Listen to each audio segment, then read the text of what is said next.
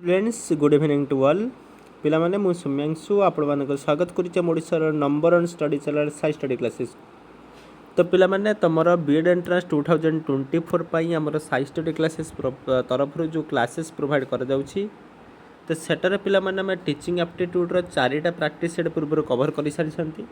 तो चारिटा practice set रे हम ऑलमोस्ट पिला माने 150 प्लस क्वेश्चन में कवर करी छंती।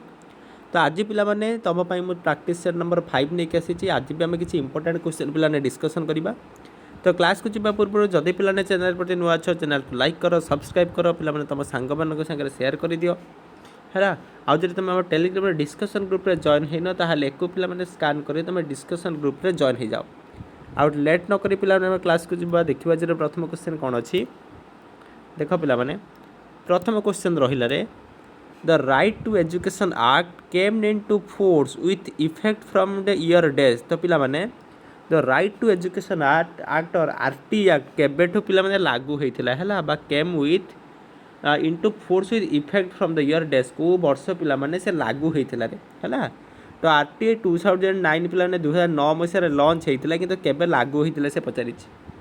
2005 रे लागू हैला ना 2009 रे लागू हैला ना 2010 रे लागू हैला ना 2011 रे लागू हैला। पिला माने राइट टू एजुकेशन एक्ट पिला माने अप्रैल 1 2010 ले पिला माने लागू होइथिला रे हैला। 2010 मसिया अप्रैल मास 1 तारिख रे पिला माने लागू होइथिला हैला। 2009 रे पिला माने लॉन्च कर जाइथिला किंतु ताको जो फोर्स को से माने जो ये लागू हैला केबे रे इफेक्ट को असला केबे पिला 2010 मसिया रे। क्वेश्चन नंबर 2 देखिबा पूर्व क्लास रे कमेंट देइथिलो सार मैक्सिमम क्वेश्चन आंसर दउ रहंती तो आज तो सब क्वेश्चन में आंसर दबा हैला। तुमको पिला माने कहीं आंसर दिए ना तुम मान छाड़े कि तुम किसी आंसर निजे दियो निजे देले कि प्राक्ट सब है एमती नुहे कि मास्टर को आसुनी से दौनी आंसर है। हाँ देख सेकेंड कहला who was the chairperson of the secondary education commission. तो पिला सेकेंडरी एजुकेशन कमिशन चेयरपर्सन किए थे पिला माने एल मुदालिया ना डीएस कोधारी ना एस राधाकृष्ण ना श्याम पित्रोडा।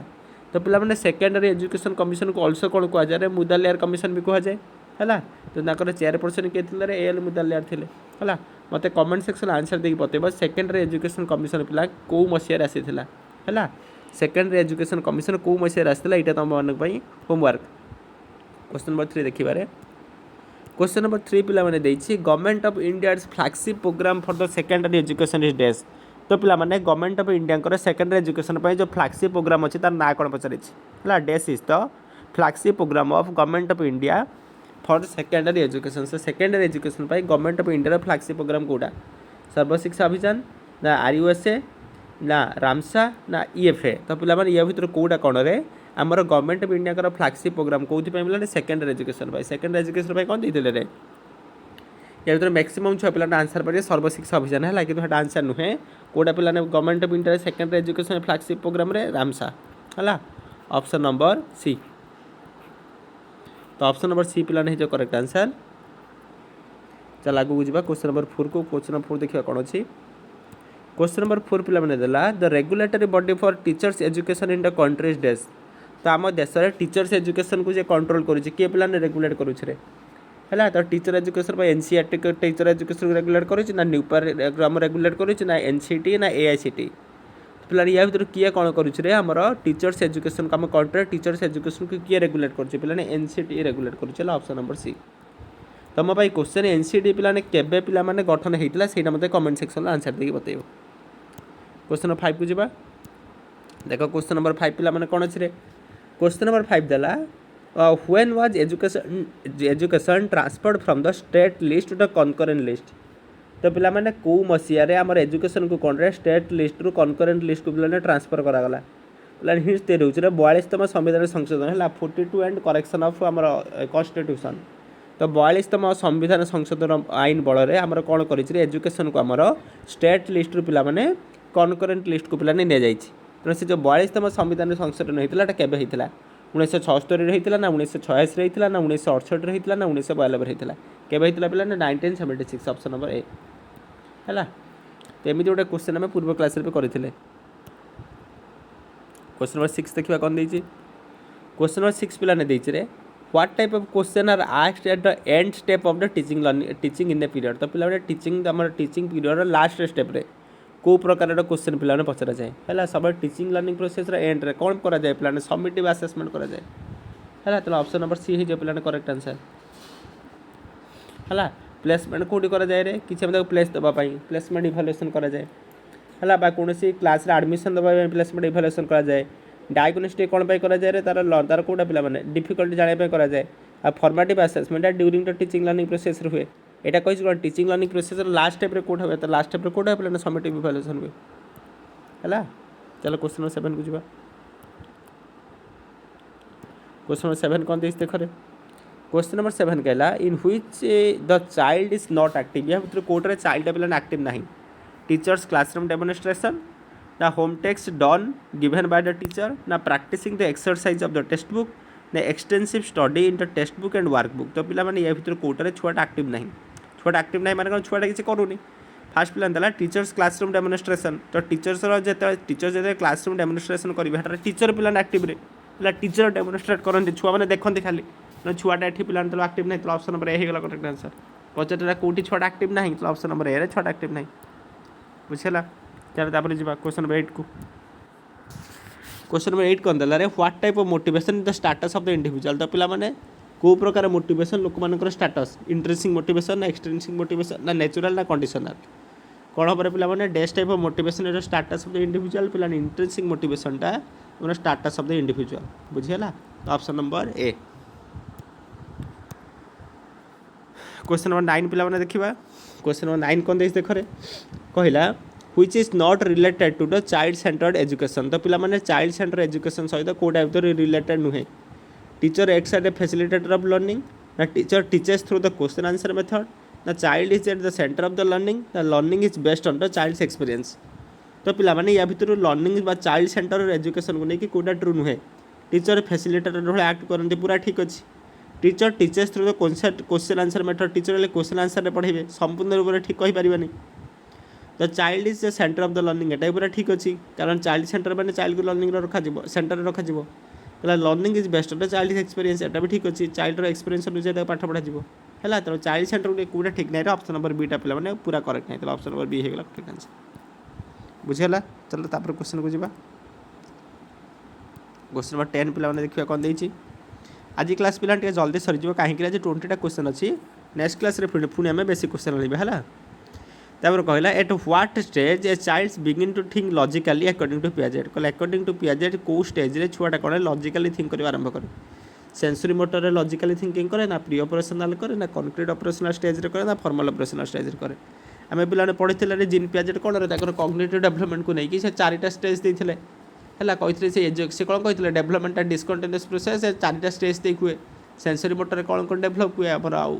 प्री ऑपरेशनल कौन कौन डेवलप हुए आमर एटार कॉन्क्रीट ऑपरेशनल कौन कौन डेवलप आम सब जानी तो लॉजिक के स्टार्ट हुए लॉजिकल थिंकिंग के स्टार्ट हुए कॉन्क्रीट ऑपरेशनल पे लॉजिकल थिंकिंग से स्टार्ट हुए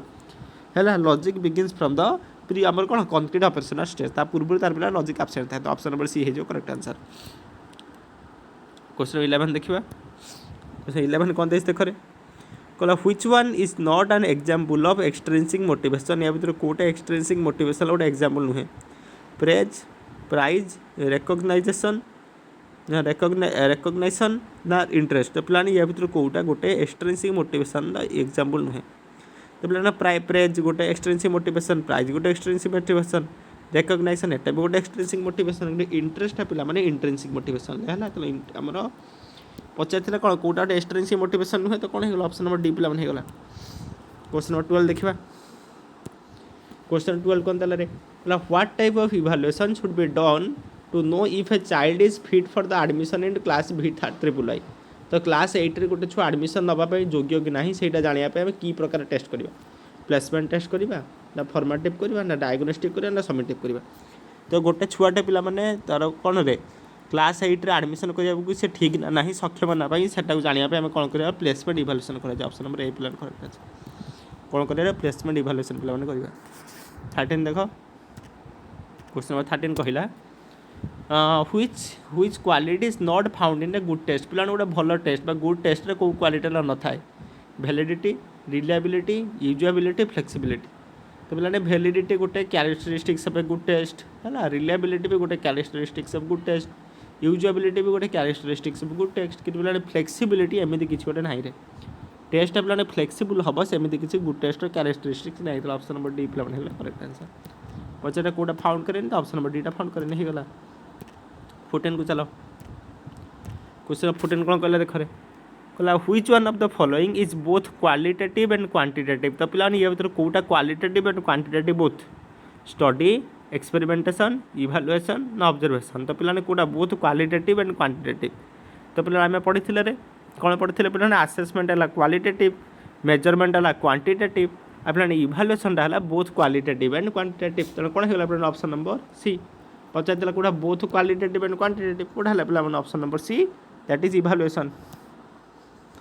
15 देखिबारे क्वेश्चन नंबर 15 कौन देख देख in what type of question the possibility of guessing is least तो कौ प्रकार क्वेश्चन ले पिला माने जो गेस करिवार प्रोबेबिलिटीटा बा पॉसिबिलिटीटा सबटु कम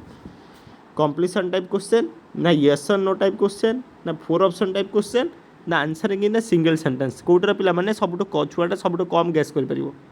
तो कंप्लीशन टाइम रे किछि अमाउंट गेस से करि परिबो हला यस और नो टाइप रे भी करि परिबो 4 ऑप्शन टाइप रे तो बढ़िया गेस करिबो हला किंतु जदि गोटे सेंटेंस रे तो आंसर देबाको थिबो सेठी से गेस करि परिबो नाही तो ऑप्शन नंबर डी प्लान हेला करेक्ट आंसर एठी प्लान जो कोर्स ऑप्शन नंबर डी रे कौन रे answering in a single sentence रे तार पॉसिबिलिटीटा कम गेस करिवार पॉसिबिलिटीटा कम हो क्वेश्चन नंबर 16 प्लान कोन दला देखिबा क्वेश्चन नंबर 16 कहित रे a student is found reading a story book while the class teaching is in progress the teacher should तो पिला माने गोटे टीचर कौन देखिले से जो क्लास रे पढ़ुचंती छुआटे कौन करूँ स्टोरी बुक पढ़ुची तो टीचर जो देखिले से स्टोरी बुकटा पढ़ुची टीचर ये कौन करेंगे advice to participate in the classroom teaching and read the story book in at leisure ताको कहिबे कि क्लासरूम टीचिंग रे पार्टिसिपेट करिया तो एडवाइस देबे आ ताको लीजर टाइम रे स्टोरी बुक पढ़े कहिबे ना should not interfere with the students reading story book ना छुआटारे जो स्टोरी बुक पढ़ी सेटा से इंटरफेयर करेंगे ताको ता काम रे छाड़ देबे ना scold the student and ask him or her not to bring the story book again to the class छुआटा को गाड़ी देबे है से छुआ को गाड़ी देबे ताको कौन कहिबे से स्टोरी बुक को स्कूल को न नहीं आसवाई कहिबे क्लास को नहीं आसवाई कहिबे ना bring the matter to the notice of the headmaster पाखक से कथा टाणिबे तो पिला माने तेन जते से स्टोरी बुकटा तुम देखिल तुम मनकर क्लासरूम में पाठ पढ़ुछ देख छुआटा स्टोरी बुक पढ़ुची तो ताको कौन कहिबे ताको तुम एडवाइस दबो कि एई टाइम रे जते पढ़ा जाउची से क्लासरूम टीचिंग रे इन्वॉल्व हो आ तापर कौन करियो लीजर टाइम से स्टोरी बुक पढ़िबे तो ऑप्शन नंबर डी ए पिला माने जो करेक्ट आंसर हला तब चलो क्वेश्चन 17 जिबा क्वेश्चन नंबर 17 कौन देख खरे कहला student remains absent in the school for a long time तो पिलाने बहुत दिन पर्यंत छुआटा कले क्लासरूम एब्सेंट हला तो टीचर ये कौन करियो strike off his her name from the school register तो ना काटी दबो ना inform his her parents with warning तार पेरेंट्स मान को कौन कर वार्निंग देंगे इनफॉर्म करिवो ना इम्पोज फाइन ना तापर फाइन लगे दबो ना contact the student and his parents to know the reason of absence and find out the solution ना तार बाप से जो छुआ को आ तार पेरेंट्स को संगे कॉन्टैक्ट करिवो कहीं से आसु नहीं तार रीजन से खोजिक तार सॉल्यूशन बाहर करियो तो कौन करियो टीचर एट ऑप्शन डी टा पिलाने भल ऑप्शन अच्छे तो ऑप्शन नंबर डी टा से करियो तापर जिबा 18 कौन देते खरे कहला in a class of student with varying ability the teacher should give more attention to डेस्क तो गोटे टीचर पिलाने गोटे क्लासरूम में पढ़ाऊे रे विभिन्न एबिलिटी छुआ अच्छा तेना टीचर क्या फोकस करिवो ब्राइट स्टूडेंट को फोकस करिवो ना एवरेज स्टूडेंट को फोकस करिवो ना लर्निंग ना जो छुआ मान पुअर लर्निंग एबिलिटी ताको फोकस करिवो ना ऑल स्टूडेंट तो पे टीचर कौन करे से पार्टियालिटी करिवनी से समस्त ही कौन करिवो बोले फोकस करिवो तो ऑप्शन नंबर डी है करेक्ट आंसर ऑल स्टूडेंट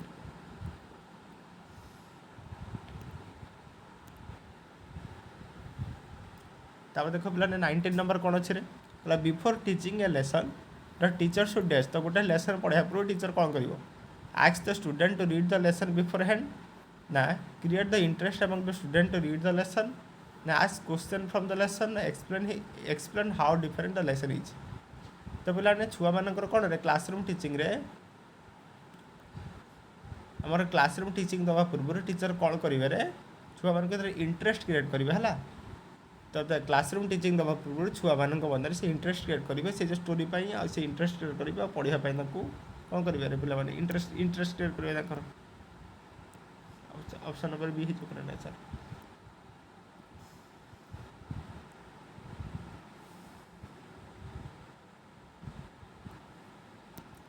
तापर देखिए क्वेश्चन 20 कौन अच्छे क्वेश्चन नंबर 20 देला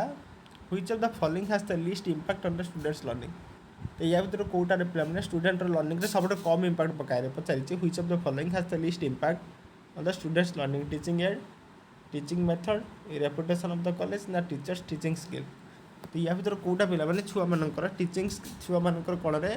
लर्निंग रे सब कम प्रभाव पकाए। तो पिला माने टीचिंग एड प्रभाव पकाए टीचिंग मेथड भी प्रभाव पकाए टीचर्स टीचिंग स्किल भी पिला प्रभाव पकाए है कि रेपुटेशन ऑफ द स्कूल यहाँ किसी प्रभाव पकाए। ऑप्शन नंबर सी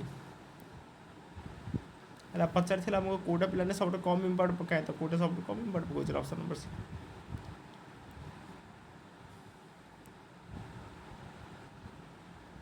तो पिला माने